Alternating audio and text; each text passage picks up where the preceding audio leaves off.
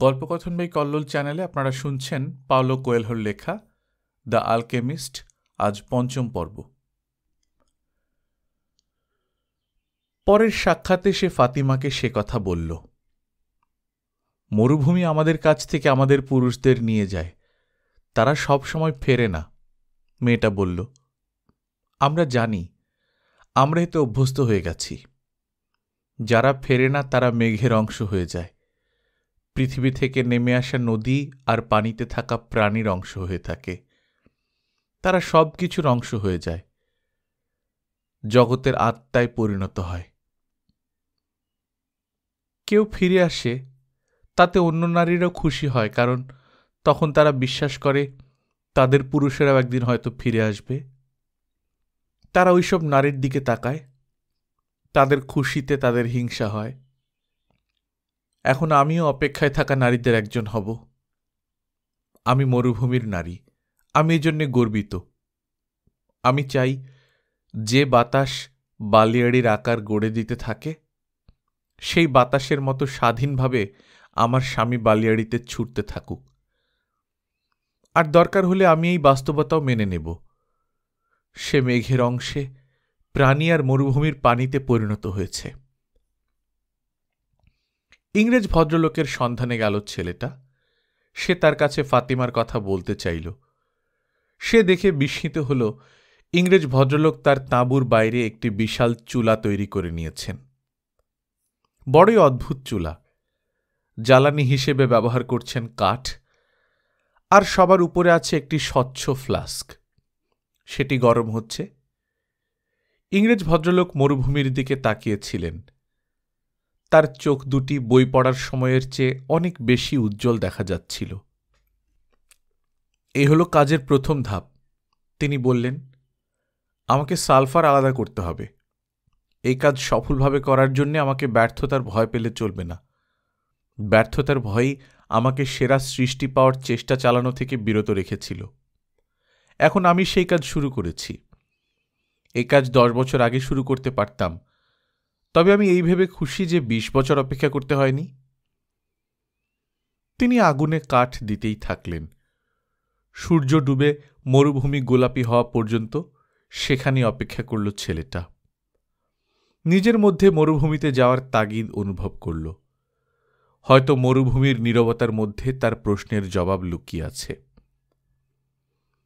সে কিছুক্ষণ হাঁটাহাঁটি করল, মরুদ্যানের খেজুর গাছগুলোকে নজরের মধ্যে রেখে। বাতাসের শব্দ শুনল, তার পায়ের নিচে থাকা পাথরগুলো অনুভব করল। এখানে সেখানে ছড়িয়ে থাকা ঝিনুকের খোলা দেখল। বুঝতে পারল দূর অতীতে মরুভূমি ছিল একটি সমুদ্র। একটি পাথরে বসল সে, নিজেকে দিগন্তের সম্মোহনীতে পরিণত হতে দিল।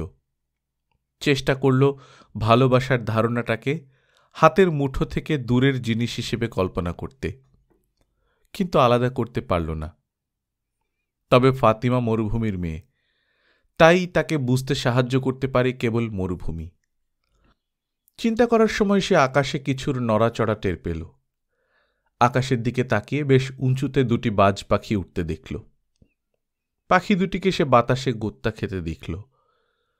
তাদের ওড়া বিশেষ কোনো ভঙ্গিমায় না হলেও ছেলেটার মধ্যে বিশেষ অনুভূতি দানা বাঁধল। এর কি অর্থ হতে পারে ঠিক বুঝতে পারছিল না সে। সে পাখি দুটির ওড়াউড়ি লক্ষ্য করতে লাগল, চেষ্টা করতে থাকল তাদের ভঙ্গিমা বুঝতে।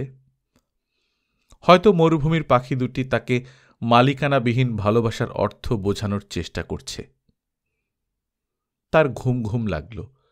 মনে প্রাণে সে জেগে থাকার চেষ্টা করল, আবার তার ঘুমানোর ইচ্ছাও করছিল। আমি পৃথিবীর ভাষা শিখছি, আর পৃথিবীর সবকিছু আমার কাছে অর্থ হিসেবে আবির্ভূত হতে শুরু করেছে, এমনকি বাজ পাখিদের ওড়াউড়িও, নিজেকে বলল সে। আর ওই ভাবনায় সে ভালোবাসার প্রতি কৃতজ্ঞ হল। যখন তুমি ভালোবাসায় থাকবে, তখন সবকিছু আরও ভালোভাবে উপলব্ধি করতে পারবে, ভাবল সে। হঠাৎই একটি বাজ আকাশে দুরন্ত ঝাঁপ দিয়ে আরেকটিকে আক্রমণ করে বসল। বাজের এই ভঙ্গিমায় হঠাৎ করেই একটি ছবি ছেলেটার সামনে ভেসে উঠল। একটি সেনাবাহিনী খোলা তরবারি নিয়ে মরুদ্যানে হামলা করতে আসছে। সাথে সাথে দৃশ্যটি অদৃশ্য হয়ে গেল। তবে ছবিটি তাকে ঝাঁকুনি দিয়ে গেছে।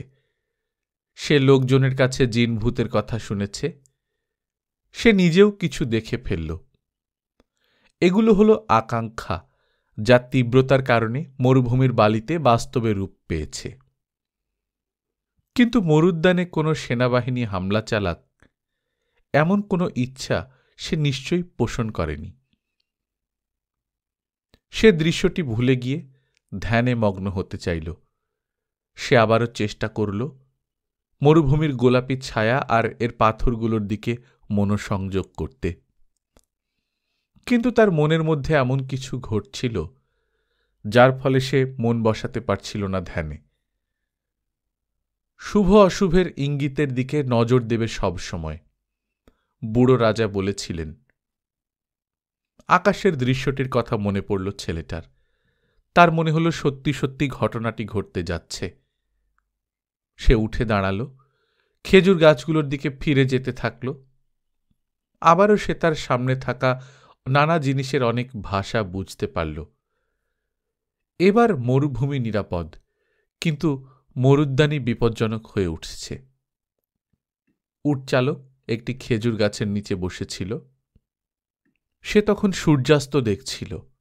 সে দেখল ছেলেটা বালিয়াড়ির ওপার থেকে উদয় হল। একটি সেনাবাহিনী আসছে। ছেলেটা বলল, আমি ধ্যানের মধ্যে দেখেছি।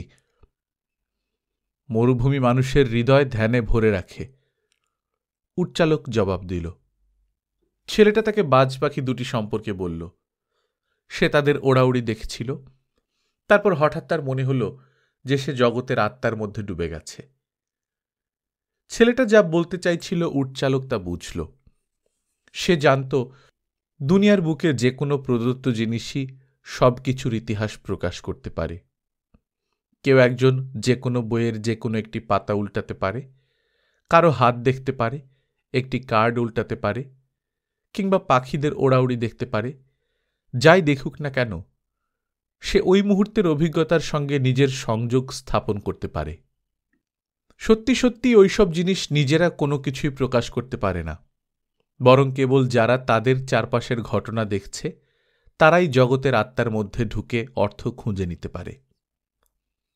মরুভূমি এমন লোকজনে পরিপূর্ণ যারা জগতের আত্মায় ঢুকে অনায়াসে তাদের জীবিকা অর্জন করতে পারে। তারা জ্যোতিষী হিসেবে পরিচিত। নারী ও প্রবীণেরা তাদের ভয় পায়। গোত্রের লোকজনও তাদের সঙ্গে পরামর্শ করার ব্যাপারে সন্ত্রস্ত থাকে, কারণ কেউ যদি জেনে যায় তার ভাগ্যে মৃত্যু লেখা আছে, তবে তাকে দিয়ে কোনোভাবেই যুদ্ধ করানো সম্ভব নয়। গোত্রের লোকজন যুদ্ধের স্বাদকেই অগ্রাধিকার দেয়, কি হবে তা না জানার রোমাঞ্চ উপভোগ করে। ভবিষ্যৎ তো আল্লাহ আগেই লিখে রেখেছেন, আর যা লেখা আছে তা তো মানুষের জন্যে কল্যাণকরই। আর এই জন্যেই গোত্রীয় লোকজন কেবল বর্তমানেই বেঁচে থাকে, কারণ বর্তমান হল বিস্ময়ে পরিপূর্ণ। তাদের অনেক কিছু সম্পর্কে অবগত থাকতে হয়। শত্রুর তরবারি কোথায়, তার ঘোড়া কোথায়। জীবিত থাকতে হলে বুঝতে হবে তরবারির পরের আঘাতটি কেমন হতে পারে। উটচালক যোদ্ধা নয়, সে জ্যোতিষীদের সঙ্গে পরামর্শ করে। তাদের অনেকে যা বলে তা ঠিক হয়, অনেকের ভবিষ্যৎবাণী হয় ভুল। তারপর একদিন সবচেয়ে বয়স্ক যে জ্যোতিষী তার কাছে সে গিয়েছিল, তাকেই সবচেয়ে বেশি ভয় করত। তিনি তাকে জিজ্ঞাসা করলেন, উটচালক কেন ভবিষ্যৎ সম্পর্কে জানতে আগ্রহী? কারণ যাতে আমি কিছু করতে পারি, সে জবাব দিয়েছিল। কি ঘটতে পারে তা জানতে পারলে আমি ওগুলো ঘটতে দিতে চাইব না। কিন্তু তাহলে তো ওসব তোমার ভবিষ্যতের অংশ হবে না, জ্যোতিষী বলেছিলেন। ঠিক আছে, আমি ভবিষ্যৎ জানতে পারলে অন্তত নিজেকে সেজন্য প্রস্তুত করতে পারব। যদি ভালো কিছু আসতে থাকে তা হবে আনন্দদায়ক বিস্ময়, জ্যোতিষী বলেছিলেন। আর খারাপ কিছু হলে, এবং তা যদি তুমি আগে থেকেই জেনে যাও, তবে তুমি ওই ঘটনা ঘটার আগে থেকেই ভয়াবহ যন্ত্রণায় ভুগতে থাকবে। আমি ভবিষ্যৎ জানতে চাই কারণ আমি মানুষ, উটচালক বলেছিল জ্যোতিষীকে। আর মানুষ সবসময় ভবিষ্যৎ নিয়েই বাস করে। জ্যোতিষী ছিলেন গুটি চালের ওস্তাদ। তিনি মাটিতে ছুঁড়ে সেগুলোর পতনের দিকে চেয়ে ভবিষ্যৎবাণী করতেন। ওই দিন তিনি কিছুই ছুঁড়লেন না, তিনি গুটিগুলো কাপড়ে বেঁধে তার ব্যাগে ভরে রাখলেন। আমি লোকজনের ভবিষ্যৎ সম্পর্কে আগাম তথ্য দিয়ে জীবিকা নির্বাহ করি। তিনি বললেন, আমি গুটি চালের বিজ্ঞান জানি। আমি জানি কিভাবে সেগুলো ওই জায়গায় ঢোকানো যায় যেখানে সব কিছু লেখা রয়েছে। সেখানে আমি অতীত পাঠ করি, ইতিমধ্যেই বিস্মৃতির আড়ালে চলে যাওয়া বিষয়গুলো আবিষ্কার করি, বর্তমানে এখানে উপস্থিত ইঙ্গিতগুলো বুঝতে পারি। যখন লোকজন আমার সঙ্গে পরামর্শ করে, সেটা এজন্য নয় যে আমি ভবিষ্যৎ পড়তে পারি, আমি ভবিষ্যৎ সম্পর্কে অনুমান করতে পারি বলে। ভবিষ্যৎ তো আল্লাহর হাতে। বিশেষ কোনো পরিস্থিতিতে একমাত্র তিনিই তা প্রকাশ করেন। আমি ভবিষ্যৎ সম্পর্কে অনুমান করি কিভাবে? বর্তমানের ইঙ্গিতের উপর ভিত্তি করে। তুমি যদি বর্তমানের দিকে নজর দাও, তুমিও এই ব্যাপারে উন্নতি করতে পারবে। আর বর্তমানের ব্যাপারে উন্নতি করতে পারলে ভবিষ্যতে যা আসবে তা হবে আরও ভালো। ভবিষ্যৎ ভুলে যাও। ঈশ্বর তার সন্তানদের ভালোবাসেন। এই আস্থা, এই শিক্ষা অনুযায়ী প্রতিটি দিন বাঁচো। প্রতিটি দিনই সাথে করে বয়ে আনে চিরন্তনকে। উটচালক জিজ্ঞাসা করেছিল, কোন পরিস্থিতিতে কেন ঈশ্বর তাকে ভবিষ্যৎ দেখার সুযোগ দেন? কখন করবেন তা কেবল তিনিই জানেন। আর ঈশ্বর খুব কমই ভবিষ্যৎ প্রকাশ করেন। তবে তিনি তা কেবল একটি কারণেই করেন, এটি এমন ভবিষ্যৎ যা বদলানোর জন্য লেখা হয়েছে। ঈশ্বর ছেলেটাকে ভবিষ্যতের একটি অংশ দেখিয়েছেন। উটচালক ভাবল, তিনি কেন এই ছেলেটিকেই তার মাধ্যম হিসেবে ব্যবহার করতে চাইলেন? যাও, গোত্রপতিদের কাছে গিয়ে সব বলো, উটচালক বলল। তাদেরকে গিয়ে বলো সেনাবাহিনী ধেয়ে আসছে।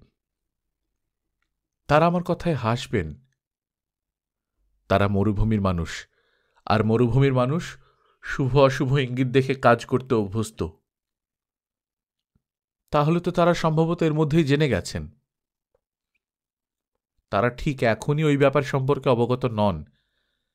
তারা বিশ্বাস করেন যদি তাদের কিছু জানানোর দরকার পড়ে তবে আল্লাহ তাদের জানাবেন, আর তাদেরকে কিছু জানানোর দরকার হলে তিনি সে ব্যাপারে কাউকে না কাউকে কিছু বলবেন। আগেও এমন অনেকবার হয়েছে, তবে এবার ওই মানুষ হলে তুমি। ছেলেটা ভাবল ফাতিমার কথা, আর সে সিদ্ধান্ত নিল সে গোত্রপ্রধানদের সঙ্গে দেখা করতে যাবে। ছেলেটা মরুদ্যানের মাঝখানে থাকা বিশাল সাদা তাঁবুর সামনে পাহারাদারের সামনে এলো। আমি গোত্রপতিদের সঙ্গে দেখা করতে চাই। মরুভূমি থেকে সংকেত বয়ে এনেছি। জবাব না দিয়ে পাহারাদার তাঁবুর ভেতর ঢুকে গেল। সে অপেক্ষা করতে থাকল। কিছু সময় পর পাহারাদার বের হয়ে এলো, সাথে এক তরুণ আরব, সোনার কারুকাজের সাদা পোশাক পরা। সে যা দেখেছে তা আগত তরুণকে বলল। তরুণটি তাকে সেখানেই অপেক্ষা করতে বলে তাঁবুর ভেতরে অদৃশ্য হয়ে গেল। রাত্রি নামল। যোদ্ধা ও সওদাগরদের নানা ধরনের লোকজন তাঁবুর ভেতর ঢুকছিল, তাঁবু উদ্দীপ্ত করছিল। সময় গড়াতে লাগল। একসময় মরুদ্যানের আগুনের কুণ্ডলীগুলো একে একে নিভে মরুভূমির মতো শান্ত হয়ে যেতে লাগল। কেবল ওই বিশাল তাঁবুর আলো জেগে রইল। এই পুরো সময়ে ছেলেটা কেবল ফাতিমার কথাই ভাবল। সে এখনো মেয়েটার সঙ্গে তার শেষ কথাবার্তার মর্ম বুঝতে পারছে না। অবশেষে কয়েক ঘন্টার প্রতীক্ষার অবসান ঘটল। পাহারাদার ছেলেটাকে ভেতরে ঢোকার ইশারা করল। ভেতরে ঢুকে ছেলেটি অবাক হয়ে গেল। সে কখনো কল্পনাই করতে পারেনি এরকম একটি তাঁবু থাকতে পারে। মরুভূমির মাঝখানে মেঝেটি সবচেয়ে সুন্দর কার্পেটে ঢাকা। এ ধরনের জিনিসের ওপর দিয়ে আগে কখনো সে হাঁটেনি।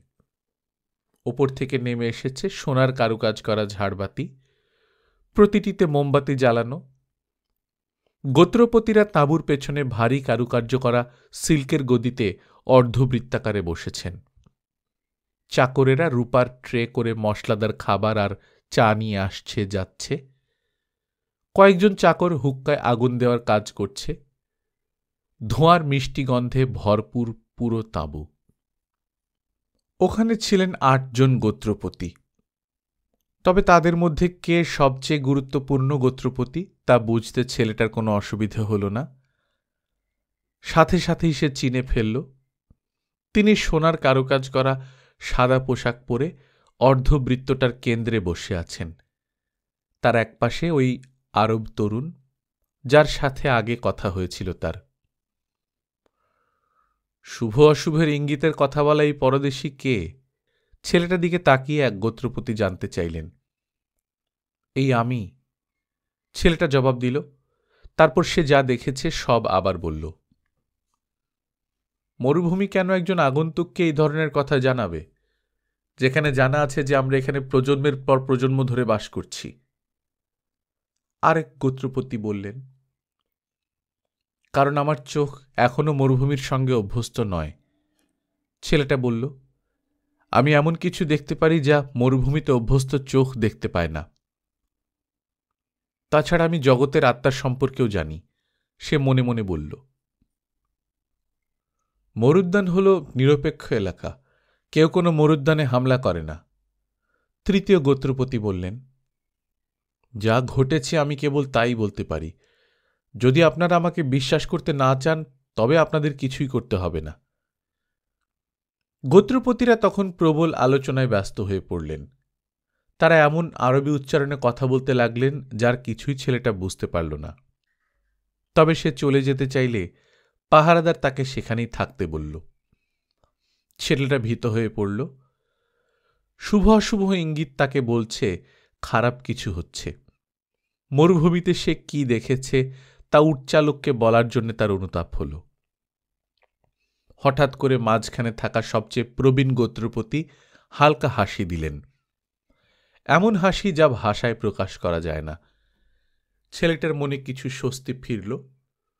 ওই লোকটি আলোচনায় অংশ নেননি। সত্যি কথা বলতে কি, ওই পর্যায়ে তিনি একটি কথা বলেননি।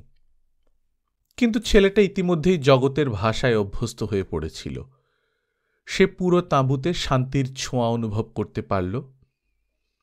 এখন তার মন বলছে সে এসে ঠিক কাজই করেছে। আলোচনা শেষ হল। গোত্রপতিরা কিছুক্ষণের জন্য নীরব হলেন। প্রবীণ ব্যক্তিটির কথা শুনতে চাইলেন তারা। তিনি ছেলেটার দিকে ফিরলেন। এবার তার অভিব্যক্তি শীতল ও গম্ভীর। 2000 বছর আগে অনেক দূর দেশে স্বপ্নে বিশ্বাস করা এক লোককে প্রথমে অন্ধকূপে ফেলে দেয়া হয়েছিল। তারপর তাকে কৃতদাস হিসেবে বিক্রি করা হল, বললেন প্রবীণ লোকটি। এখন তার উচ্চারণ বুঝতে পারছিল ছেলেটা। আমাদের সওদাগরেরা তাকে কিনে মিশরে নিয়ে এলেন। আমরা সবাই জানি যে লোক স্বপ্নে বিশ্বাস করেন তিনি স্বপ্ন ব্যাখ্যাও করতে পারেন।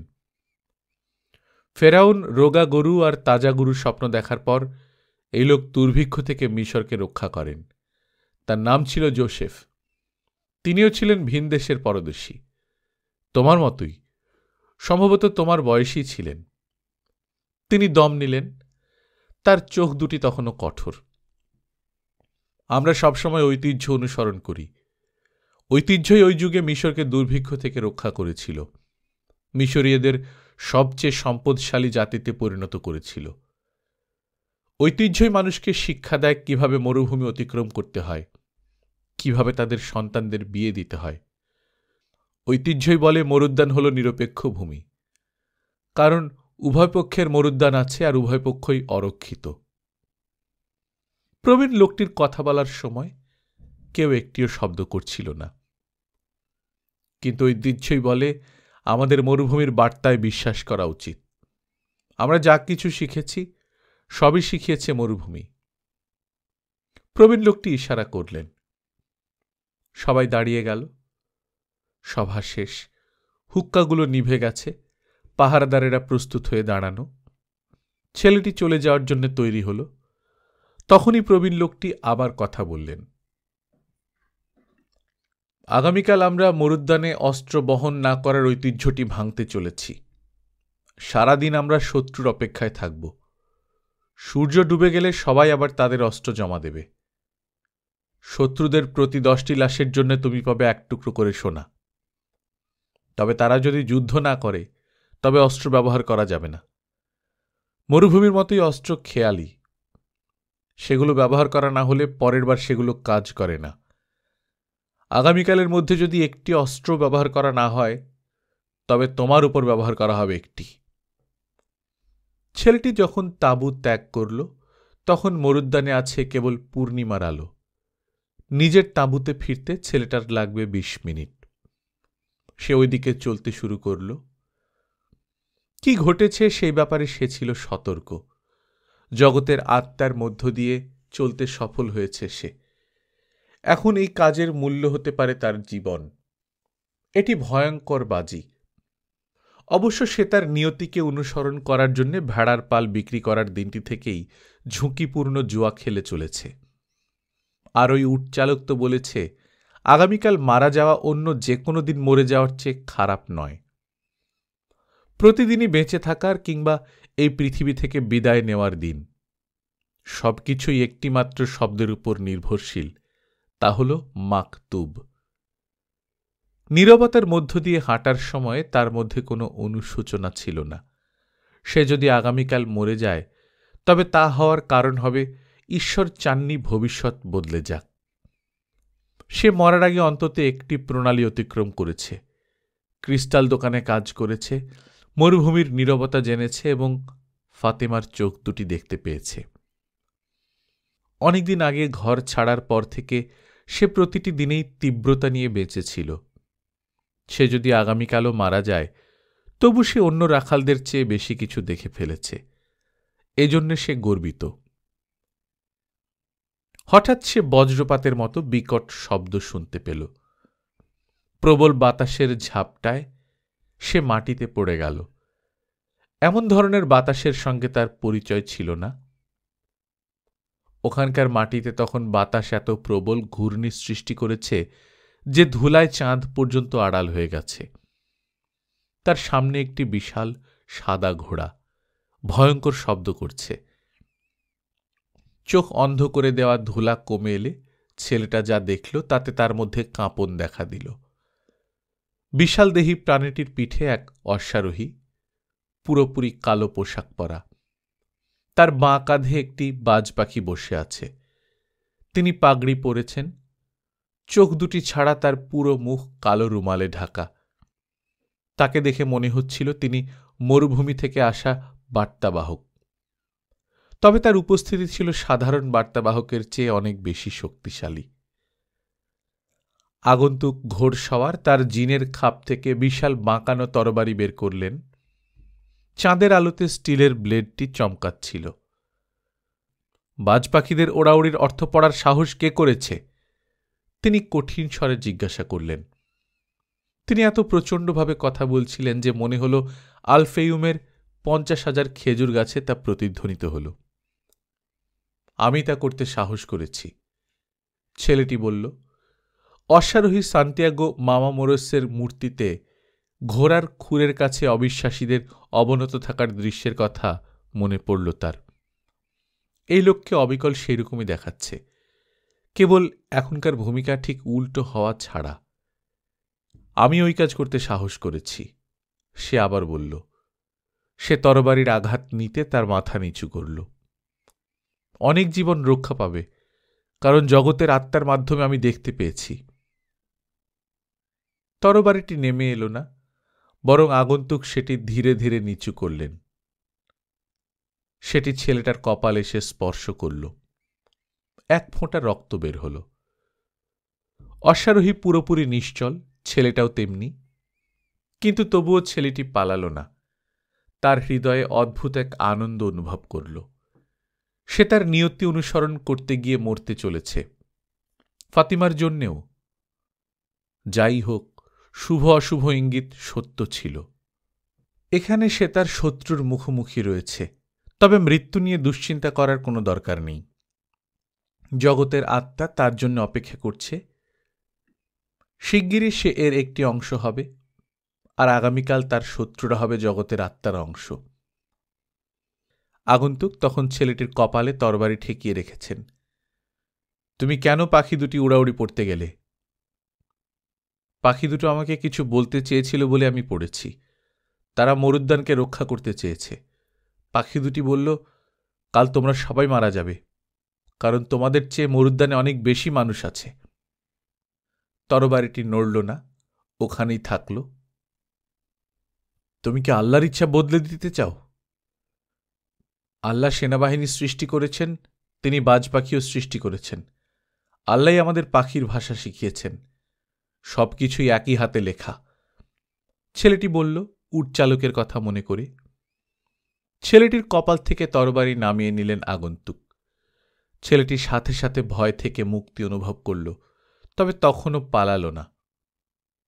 ভবিষ্যৎবাণী করার সময় সতর্ক থাকবে, বললেন আগন্তুক। যখন কিছু লেখা হয় তখন তা বদলানোর কোনো উপায় থাকে না। আমি যা দেখেছি তা হলো একটি সেনাবাহিনী, ছেলেটি বলল।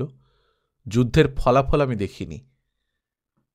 জবাবে আগন্তুক সন্তুষ্ট হলেন বলে মনে হল, তবে তিনি হাতে তরবারি ধরেই রইলেন। এক বিদেশি ভিনদেশে কি করছে? আমি আমার নিয়তির দিকে ছুটে চলেছি, এ আপনার বোঝার মতো বিষয় নয়।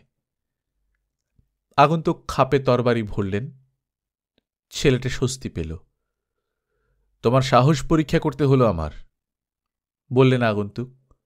জগতের ভাষা বোঝার জন্য সবচেয়ে গুরুত্বপূর্ণ গুণ হল সাহস। ছেলেটি অবাক হল। আগন্তুক এমন সব কথা বলছেন যা খুব কম লোকে জানে। তুমি কখনো হাল ছাড়বে না, এমনকি এত কাছে এসেও। তোমাকে অবশ্যই মরুভূমিকে ভালোবাসতে হবে, তবে তাকে কখনো পুরোপুরি বিশ্বাস করবে না, কারণ মরুভূমি সবাইকে পরীক্ষা করে। সে প্রতিটি পদক্ষেপকে চ্যালেঞ্জ করে। যারা বিচ্যুত হয় সে তাদের মেরে ফেলে। তিনি যা বললেন তাতে বুড়ো রাজার কথা মনে পড়ে গেল ছেলেটার। যোদ্ধারা এখানে এলে এবং সূর্যাস্তের পরও কাঁধের উপর তোমার মাথা টিকে থাকলে আমাকে খুঁজে বের করবে, বললেন আগন্তুক। যে হাত কিছুক্ষণ আগে তরবারি ধরেছিল এখন তাতে একটি চাবুক। ঘোড়াটি আবার ডেকে উঠল, ধুলোর মেঘ ছড়িয়ে পড়ল চারদিকে। আপনি কোথায় থাকেন? চিৎকার করে বলল ছেলেটি। অশ্বারোহী তখন ছুটতে শুরু করেছেন। চাবুক ধরা হাতটি দক্ষিণ দিকে দেখাল। আলকেমিস্টের সঙ্গে দেখা হল ছেলেটির। পরদিন সকালে অস্ত্র হাতে নিয়ে 2000 লোক শত্রুর অপেক্ষায় পুরো আলফেয়ুম মরুদ্যানে ছড়িয়ে ছিটিয়ে থাকল। সূর্য মধ্য আকাশে ওঠার আগে দিয়ে অনেক দূর দিগন্তে 500 গোত্রীয় লোক দেখা গেল। অশ্বারোহী সৈন্যরা মরুদ্যানে ঢুকল উত্তর দিক থেকে। মনে হলো তারা শান্তিপূর্ণ মিশনে বের হয়েছে, তবে তাদের সবার পোশাকের নিচে অস্ত্র লুকানো ছিল। তারা আলফেয়ুম মরুদ্যানের মাঝখানে থাকা সর্দারের সাদা তাঁবুতে ঢুকেই তাদের তরবারি আর রাইফেল বের করল। তারা ফাঁকা তাঁবুতে আক্রমণ চালাল। মরুদ্যানের লোকজন মরুভূমি থেকে আসা অশ্বারোহীদের ঘিরে ফেলল। আধা ঘন্টার মধ্যেই একজন বাদে সব হানাদার মারা পড়ল। শিশুদের খেজুর গাছের আড়ালে সরিয়ে রাখা হয়েছিল। কি ঘটছিল তারা কিছুই দেখল না। নারীরা তাদের তাঁবুতেই ছিল।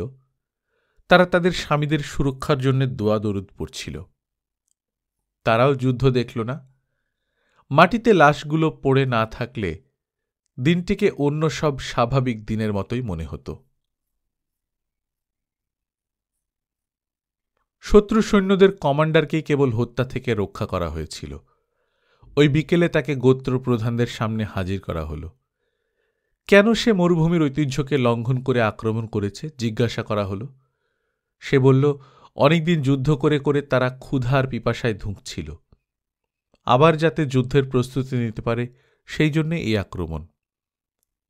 সর্দার বললেন তিনি তাদের দুর্দশার জন্য দুঃখিত, কিন্তু মরুভূমির ঐতিহ্য অত্যন্ত পবিত্র। সেই পবিত্রতা লঙ্ঘনের জন্য তিনি কমান্ডারকে লজ্জাজনকভাবে হত্যা করার হুকুম দিলেন। তাকে তরবারি বা বুলেট দিয়ে হত্যা না করে মরা খেজুর গাছে ফাঁসি দেওয়া হল। মরুভূমির বাতাসে তার দেহ ঘুরপাক খেতে থাকল। সর্দার এবার ছেলেটাকে ডাকলেন, তাকে স্বর্ণমুদ্রা দিলেন 50টি।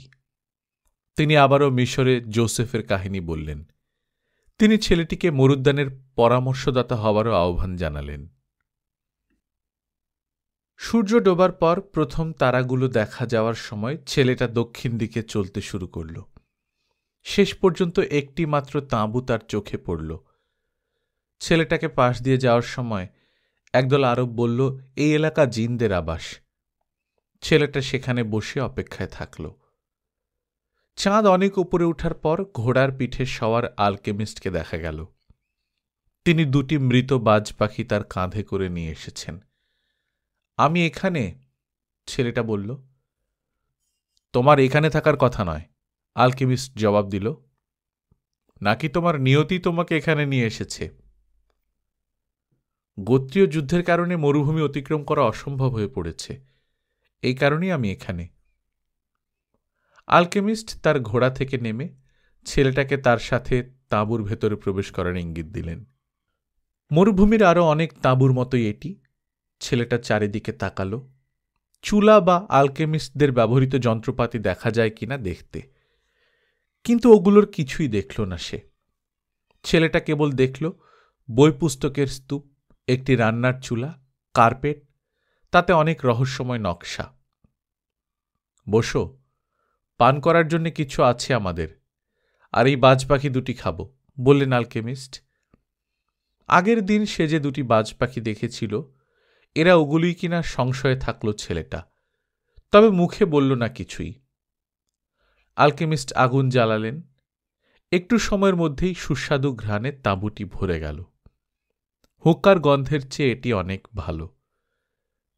আপনি আমাকে দেখতে চেয়েছিলেন কেন? ছেলেটি জিজ্ঞেস করল। কারণ শুভ অশুভের ইঙ্গিত, আলকেমিস্টের জবাব। বাতাস আমাকে বলেছে তুমি আসছো আর তোমার সাহায্যের প্রয়োজন হবে। বাতাস আমার কথা বলেনি, অন্য একজন বিদেশির কথা বলেছে, ইংরেজ ভদ্রলোক। তিনি আপনাকে খুঁজছেন। তাকে আগে অন্য কিছু করতে হবে, তবে তিনি ঠিক পথেই রয়েছেন। মরুভূমি বোঝার চেষ্টা শুরু করেছেন। আমার ব্যাপারটা কি? যখন কেউ সত্যি আন্তরিকভাবে কিছু পাওয়ার আকাঙ্ক্ষা করে, পুরো মহাবিশ্ব তার সেই স্বপ্নকে বাস্তবায়নের জন্য একযোগে সহযোগিতা করে, বললেন আলকেমিস্ট। তার কথায় বুড়ো রাজার বক্তব্য প্রতিধ্বনিত হল। ছেলেটি বুঝল তাকে তার নিয়তি পূরণে সহায়তা করার জন্যে এখানে আরও এক লোক তৈরি রয়েছেন। তাহলে আপনি আমাকে নির্দেশনা দিতে যাচ্ছেন? না, তোমার যা যা জানা দরকার তা তুমি আগেই জেনে গেছ। আমি কেবল এইটুকুই তোমাকে জানাতে চাই যে তোমার গুপ্তধন কোন দিকে আছে।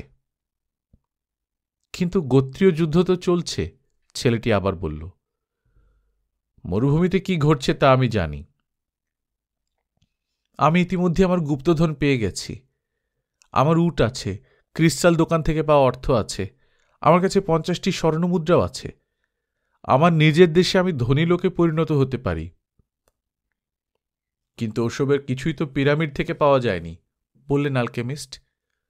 ফাতিমাও আছে আমার, সে আমার পাওয়া অন্য যে কোনো সম্পদের চেয়ে বেশি দামি।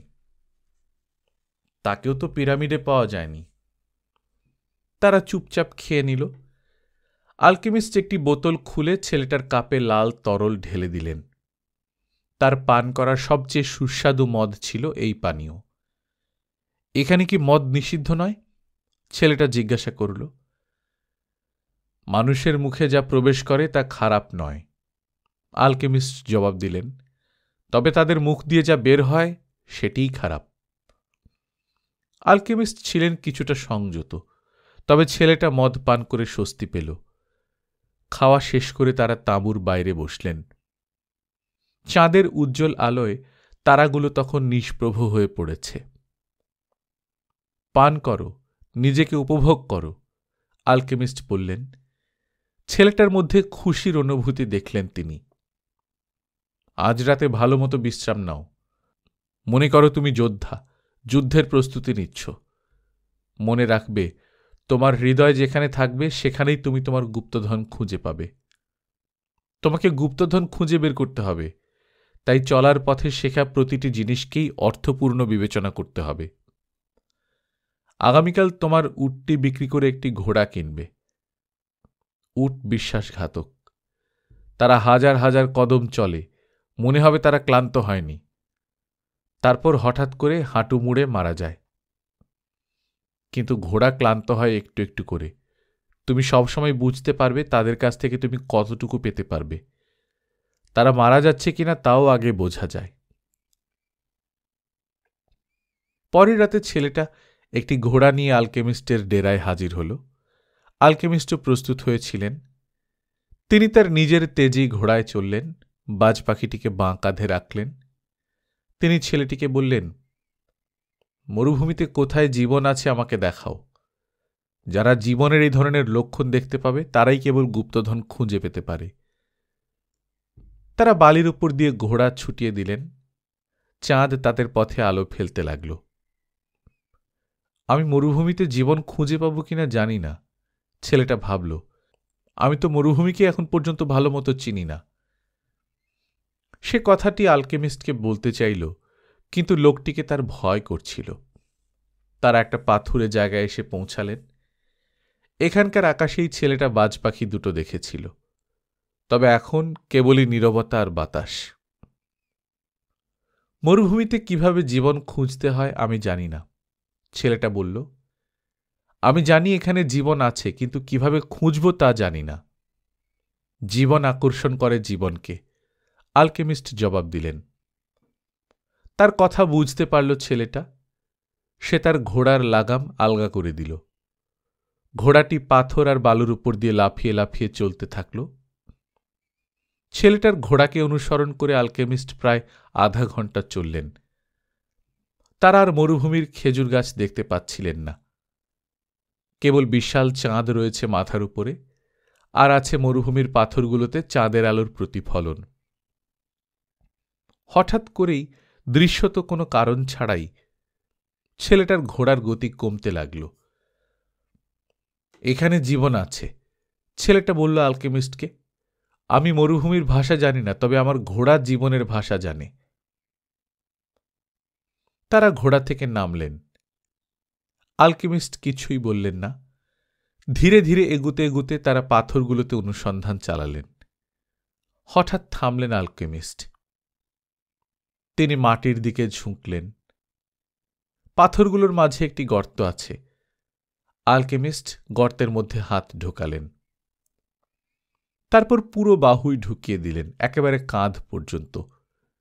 সেখানে কিছু নড়ছে, আর ছেলেটা কেবল আলকেমিস্টের চেষ্টা করা দেখতে পেল তার চোখ দুটো তির্যক হয়ে যাওয়ার মধ্যে। তার হাত সম্ভবত গর্তের মধ্যে থাকা কোনো কিছুর সঙ্গে লড়াই করছে। তারপর একটি গতি ছেলেটিকে চমকে দিল। আলকেমিস্ট হাত বের করলেন, লাফ দিলেন। তিনি একটি সাপের লেজ ধরে আছেন। ছেলেটাও লাফ দিল, তবে আলকেমিস্টের কাছ থেকে দূরে। সাপটি পাগলের মতো লড়াই করছিল, মরুভূমির নীরবতা ছিন্ন ভিন্ন করে হিস হিস করছিল। গোখরা সাপ, এর বিষ যে কোনো মানুষকে কয়েক মিনিটের মধ্যে মৃত্যুপুরীতে পাঠাতে পারে। এর বিষের দিকে লক্ষ্য রাখবেন, ছেলেটা বলল। অবশ্য আলকেমিস্ট যখন গর্তে হাত ঢুকিয়েছেন তখন নিশ্চয়ই তার হাতে সাপ ছোবল মেরেছে, তবু তাকে শান্ত মনে হচ্ছে। আলকেমিস্টের বয়স 200 বছর, ইংরেজ ভদ্রলোক তাকে বলেছিলেন। তিনি নিশ্চিত জানেন মরুভূমির সাপ কিভাবে কাবু করতে হয়। ছেলেটা দেখল তার সঙ্গী নিজের ঘোড়ার কাছে ফিরে গিয়ে একটি ছোরা নিয়ে এলেন। তা দিয়ে বালিতে একটি বৃত্ত এঁকে সেখানে সাপটিকে ছেড়ে দিলেন। সাপটি সাথে সাথে শান্ত হয়ে পড়ল। উদ্বিগ্ন হওয়ার কিছু নেই, বললেন আলকেমিস্ট। সাপটি এই বৃত্ত থেকে বের হতে পারবে না। তুমি মরুভূমিতে জীবন খুঁজে পেয়েছ। আমার এই শুভ সংকেতের দরকার ছিল। এমন কিছু কেন গুরুত্বপূর্ণ ছিল? কারণ পিরামিড ঘিরে আছে মরুভূমি। ছেলেটা এখন পিরামিড নিয়ে আলোচনা করতে চাইছিল না। তার হৃদয় ভারী হয়ে আছে। আগের রাত থেকে সে বিষণ্ণতায় আক্রান্ত। গুপ্তধন খোঁজার চেষ্টা চালিয়ে যাওয়া মানে ফাতিমাকে ছেড়ে যাওয়া? আমি মরুদ্যানে থাকতে চাই। ছেলেটা জবাব দিল, আমি ফাতিমাকে পেয়েছি, আর যতদূর জানি আমি সে গুপ্তধনের চেয়েও মূল্যবান। ফাতিমা মরুভূমির মেয়ে, বললেন আলকেমিস্ট। সে জানে ফেরার জন্যই পুরুষদের দূরে চলে যেতে হয়, আর তার কাছে তার সম্পদ এসে গেছে, তা হল তুমি। এখন সে আশা করে তুমি যা খুঁজছ তা খুঁজতেই থাকবে। আর আমি থেকে গেলে কি হবে? কি হবে তা আমি তোমাকে বলে দিচ্ছি। তুমি হবে মরুদ্যানের উপদেষ্টা। অনেক ভেড়া আর উট কেনার মতো স্বর্ণ তোমার কাছে আছে। তুমি ফাতিমাকে বিয়ে করবে। তোমরা দুজনে 1 বছর সুখী থাকবে। মরুভূমিকে তুমি ভালোবাসতে শিখবে। 50,000 খেজুর গাছের একেবারে প্রতিটাকে তুমি চিনবে। গাছগুলো বড় হতে দেখবে তুমি। দুনিয়া কিভাবে সবসময় বদলাতে থাকে তা বুঝতে পারবে। তুমি আরো ভালোভাবে শুভ অশুভ ইঙ্গিত বুঝতে পারবে, কারণ মরুভূমি সবচেয়ে ভালো শিক্ষক। 2য় বছরের কোনো এক সময় গুপ্তধনের কথা মনে পড়বে তোমার। ইঙ্গিতগুলো ক্রমাগত তা নিয়ে বলতে থাকবে। তুমি সেগুলো অগ্রাহ্য করার চেষ্টা করবে। তুমি মরুদ্যান এবং এর অধিবাসীদের কল্যাণে তোমার জ্ঞান ব্যবহার করবে। গোত্রপ্রধানরা তোমার কাজের প্রশংসা করবেন, আর উটগুলো তোমার সম্পদ ও ক্ষমতা বাড়িয়ে দেবে। 3য় বছর শুভ অশুভ ইঙ্গিতগুলো গুপ্তধন ও নিয়তি সম্পর্কে বলা অব্যাহত রাখবে। তুমি মরুদ্যানে রাতের পর রাত হেঁটে বেড়াবে। ফাতেমা অসুখী হবে, কারণ তার মনে হবে সেই তোমার অনুসন্ধানে বাধা দিয়েছে। কিন্তু তুমি তাকে ভালোবেসে যাবে। বিনিময়ে সেও তোমাকে ভালোবাসবে। তোমার মনে পড়বে সে কখনো তোমাকে থেকে যেতে বলেনি, কারণ মরুভূমির নারী জানে তাকে অবশ্যই তার পুরুষের জন্য অপেক্ষা করতে হয়। এ কারণে তুমি তাকে দোষ দিতে পারো না। তবে অনেকবার মরুভূমির বালির উপর দিয়ে হেঁটে যাবে, চিন্তা করবে তুমি যেতে পারতে। গেলেই ফাতিমার জন্য তোমার ভালোবাসা আরো বেশি বিশ্বস্ত হতো, কারণ যে জিনিসটি মরুদ্যানে তোমাকে আটকে রেখেছিল তা হলো এই ভয় যে হয়তো ফিরতে পারবে না। ওই পর্যায়ে ইঙ্গিতগুলো বলবে তোমার গুপ্তধন এখনো চাপা পড়ে আছে। তারপর 4র্থ বছরের কোনো এক সময় ইঙ্গিতগুলো তোমাকে ছেড়ে চলে যাবে, কারণ তুমি তাদের কথা শোনা বন্ধ করে দিয়েছ। গোত্রপ্রধানরা তা বুঝবেন। তারপর তোমাকে উপদেষ্টার পদ থেকে বরখাস্ত করে দেওয়া হবে। তবে তুমি ততদিনে ধনী সওদাগরে পরিণত হয়েছ। অনেক উট আর বিশাল ব্যবসা আছে তোমার। বাকি জীবন এটা জেনেই কাটাবে যে তুমি তোমার নিয়তির পথে চলনি, আর তখন অনেক দেরি হয়ে গেছে। তোমাকে অবশ্যই বুঝতে হবে, ভালোবাসা কখনো কোনো পুরুষকে তার নিয়তি অনুসন্ধান থেকে বিরত রাখে না। কেউ যদি অনুসন্ধান বন্ধ করে দেয়, তবে তার কারণ ওই ভালোবাসা পৃথিবীর ভাষায় বলে এমন সত্যিকারের ভালোবাসা ছিল না। আলকেমিস্ট বালুর বৃত্তটি মুছে ফেললেন। সাপটি এঁকে বেঁকে পাথরের মধ্যে হারিয়ে গেল। ছেলেটার মনে পড়ল ক্রিস্টাল ব্যবসায়ীর কথা। তিনি সবসময় মক্কায় যেতে চাইতেন, আর ইংরেজ ভদ্রলোকের কথাও স্মরণে এলো। তিনি আলকেমিস্টের খোঁজ করতেন। মরুভূমিকে বিশ্বাস করে এমন এক নারীর কথাও তার চিন্তায় এলো। ভাবতে ভাবতে সে মরুভূমির দিকে তাকাল। এই মরুভূমি তাকে তার ভালোবাসার নারীর কাছে নিয়ে এসেছে। তারা তাদের ঘোড়ায় চড়লেন।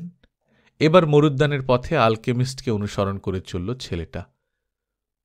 বাতাস তাদের কাছে মরুদ্যানের শব্দ বয়ে আনছিল। ছেলেটা ফাতিমার কণ্ঠ শোনার চেষ্টা করল। ওই রাতে যখন সে বৃত্তাবদ্ধ গোখরা সাপ দেখেছিল, তখন কাঁধে বাজ পাখি থাকা অদ্ভুত ঘোড়সওয়ার তাকে ভালোবাসা ও গুপ্তধনের কথা বলেছিলেন। মরুভূমির নারীও তার নিয়তির কথা শুনিয়েছিলেন। আমি আপনার সাথে যাচ্ছি, ছেলেটি বলল। সাথে সাথে সে তার হৃদয়ে শান্তি অনুভব করল। আলকেমিস্ট শুধু বললেন, আমরা কাল সূর্যোদয়ের আগে রওনা হব। গল্পকথন বাই কল্লোল চ্যানেলে আপনারা শুনছিলেন পাওলো কোয়েলহোর লেখা দ্য আলকেমিস্ট। আজ 5ম পর্ব। আমরা নিয়মিত গল্প পাঠ করে শোনাচ্ছি। আপনারা যারা প্রথমবার মতো শুনছেন, কাইন্ডলি সাবস্ক্রাইব করে নেবেন। গল্প পাঠ ভালো লাগলে বন্ধুদের সঙ্গে শেয়ার করবেন। নিজে ভালো থাকবেন, আশেপাশের লোকজনকে ভালো রাখবেন। টাটা।